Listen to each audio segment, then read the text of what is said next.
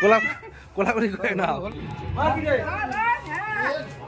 ওরে গৃহবাসী খোলদার খোল, লাগলো যে দোল, স্থলে জলে বন তলে লাগলো যে দোল, দ্বার খোল দ্বার খোল ওরে গৃহবাসী। দোলের সময় রং মাখাটা একটা আনন্দের বিষয়, যেমন ভালোও লাগে তেমনি আমার কাছে একটা যেন বিরক্ত। কারণ রং মাখার পর যখন স্নান করতে যাই তখন যে ঝামেলাটা পোহাতে হয়, তখন মনে হয় দূর রং খেলবো না। এবছরও ঠিক করেছিলাম রং খেলবো না, তারপর বাচ্চাদের দেখে আর নিজেকে সামলাতে পারলাম না, মিশে গেলাম তাদের সাথে রং খেলতে।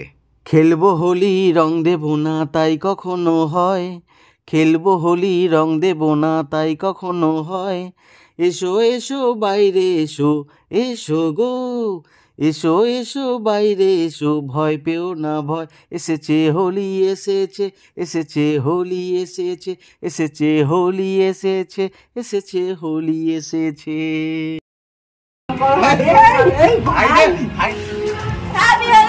তুই কি জল দিচ্ছিস নাকি? এই তো এ বাবা শুধু জল দিচ্ছি।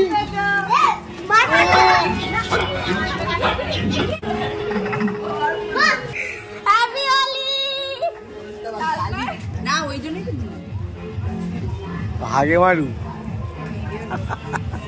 দাঁত দেখা দাঁত বাবা বেচারা। না না না না মুখে নেই, মুখে পড়েনি, না না পড়েনি। তারপর বাড়ি থেকে বেরিয়ে রাস্তার দিকে যখন গেলাম তখন দেখলাম পাড়ার ছেলে মেয়েরা সবাই মিলে রং মেখে ভূত হয়ে বক্স চালিয়ে গানে একেবারে মেতে উঠেছে। তো আমিও সামলাতে পারলাম না, মোবাইলটা নিয়ে চলে আসলাম, একটু ভিডিও করে নিলাম যাতে এগুলোকে স্মৃতি হিসেবে রেখে দিতে পারি। কি অবস্থা করছিল আজকের দিনটাই এমন, রং মেখে ভূত হয়ে সবাই আনন্দে মেতে উঠেছে। একদিকে বক্সে গান চলছে, অন্যদিকে আনন্দে আত্মহারা হয়ে সবাই নাচছে।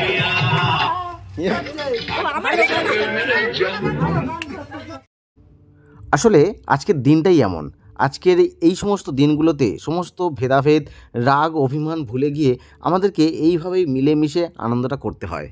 কারণ আমাদের জীবন তো একটাই, এই একটা মাত্র জীবনে অত রাগ অভিমান রেখে আমরা কি করব?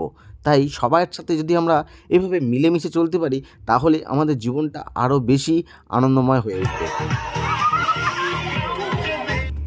ওরে ভাই ফাগুন লেগেছে বনে বনে, ওরে ভাই ফাগুন লেগেছে বনে বনে। আমাদের বড় মেয়েও এবারে ভীষণ ভীষণ রকমভাবে রং খেলছে, কারণ ওর এইচএস পরীক্ষাটা শেষ হয়ে গেছে, যে কারণের জন্য ও মহানন্দে ও রং খেলছে। এবছর আমরা প্রচুর রং খেললাম, আমার শালি আমার ভাইরা ভাই সবাই মোটামুটি এসে আমাদেরকে ভালো করে রংটাও মাখিয়ে দিয়ে গেছে। এর আগের বছরগুলোতে আমরা এতটাও রং খেলিনি, তো এবছর আমরা প্রচুর রং খেলেছি। তো এরকম আমাদের জীবন মানে আপনাদের সবার জীবন এরকম রঙিন হয়ে উঠুক, সবাই খুব ভালো থাকুন, সুস্থ থাকুন, আনন্দে থাকুন, এই প্রার্থনাই করি।